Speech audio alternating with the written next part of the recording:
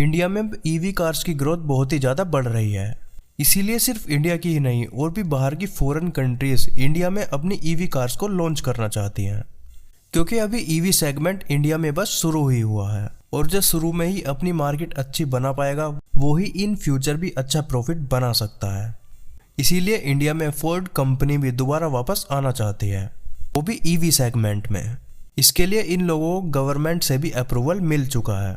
वैसे अगर देखा जाए तो फोर्ड की कार्स इंडियन मार्केट में कुछ ज़्यादा नहीं चली थी, लेकिन पर ऐसा भी नहीं है कि कंपनी इंडिया में फ्लॉप रही हो। फोर्ड की कार्स इंडिया में सेल तो हुई, लेकिन पर इतनी ज़्यादा नहीं। और आप सभी को पता है फिलहाल कॉम्पैक्ट एसयूवी इंडिया में हर किसी की पहली पसंद है, पर कॉम्पैक्ट एसयूवी का ट्रेंड भी इंडिया में आपकी दो ही कार्स लेकर आई थी। सबसे पहली रेनॉल्ट डस्टर और दूसरी फोर्ड इकोस्पोर्ट। दोनों ही कार्स काफ़ी अच्छी थी। डस्टर इंडिया में इसीलिए फ्लॉप हुई क्योंकि कंपनी ने उस कार का कोई भी फेसलिफ्ट लंबे समय तक लॉन्च नहीं किया था और फिर कार भी धीरे धीरे आउटडेटेड हो गई थी। सेम ऐसा ही फोर्ड की सबसे ज्यादा सेल होने वाली इको स्पोर्ट के साथ भी हुआ। कंपनी ने कार के फीचर्स में तो इम्प्रूवमेंट किए, लेकिन पर कार का फेसलिफ्ट भी लुक में पुराने वर्जन जैसा ही था। और उसके बाद तो आपको पता ही है कि मारुति की ब्रेजा और हुंडई की क्रेटा ने कॉम्पैक्ट एसयूवीज की मार्केट पूरी तरह से कैप्चर कर ली थी। और फिर फोर्ड की हैचबैक और सेडान कार्स को लोग इंडिया में इतना ज़्यादा पसंद नहीं करते थे, क्योंकि सबसे बड़ा नेगेटिव पॉइंट ये था कि फोर्ड की कार्स की रीसेल वैल्यू बहुत ही कम थी और न्यू फोर्ड की कार्स और सब कार्स से थोड़ा महंगी भी आती थी और थोड़ा पार्ट्स भी महंगे थे और हर जगह पर अवेलेबल भी नहीं थे।